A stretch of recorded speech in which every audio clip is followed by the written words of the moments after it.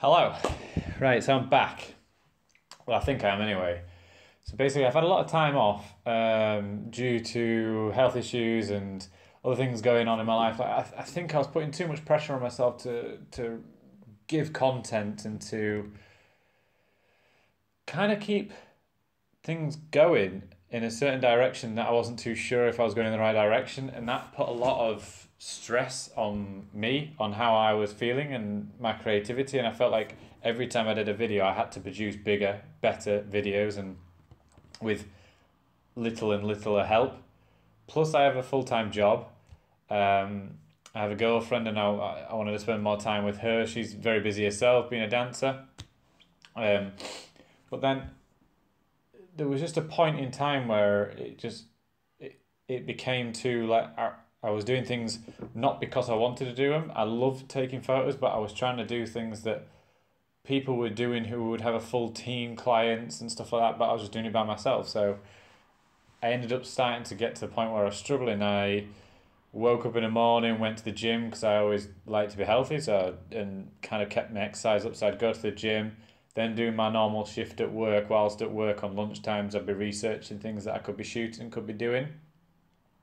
Then moving on from that, going back into going for a run when I came home, and then I'd stay up and just do work, regardless of what it was. Just then I could Instagram, or if I could FaceTime, put stuff on Facebook, and kind of make myself look busy, even though I was busy.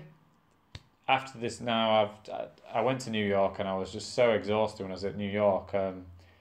I just I thought I need to take a step back, so I ended up taking some time away and just sort of refocusing where I wanted to be.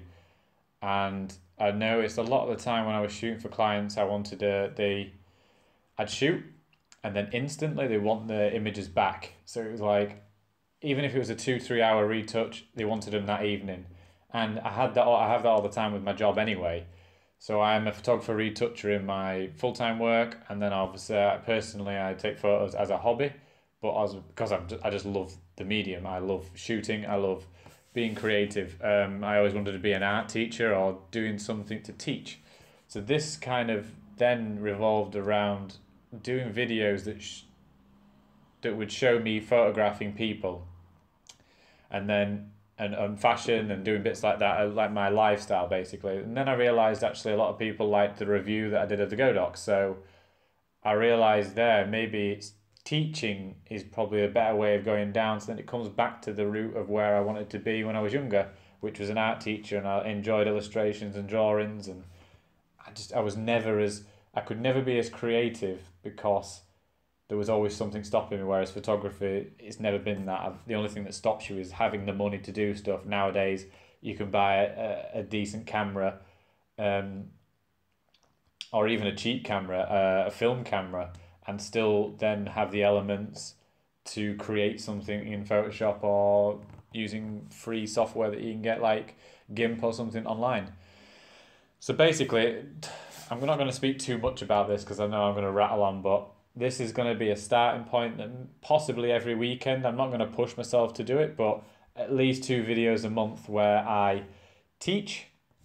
I'm just going to write down what I'm going to do. So review kit and review other people's work, because I constantly look at other people's works. I'm always on websites like F-Stoppers and ISO 1200, brilliant formats to have a look at to find other people's work. And then you can go on like the AOP websites and find current photographers around you. Obviously, magazines that you get, there's always photographers like this was photographed by so and so. And then I just start researching them so I can bring them people's works to you, as well as possibly how they've shot it, and then looking at other people's works or like their behind the scenes. So then it takes a lot of the labour out of it for me, but I still enjoy doing what I'm doing and teaching people and showing people how other people might be doing their photography.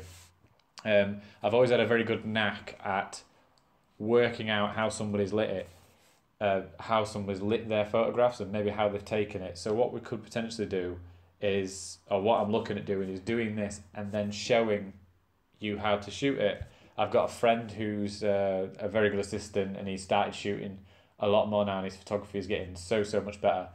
and he's starting to take off, but he's still lacking in some of the bits like Photoshop skills and maybe just a bit sort of confidence in lighting.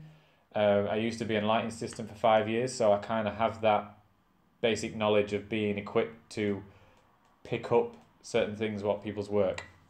I hope that made sense because it sounded like a ramble to me, but whatever.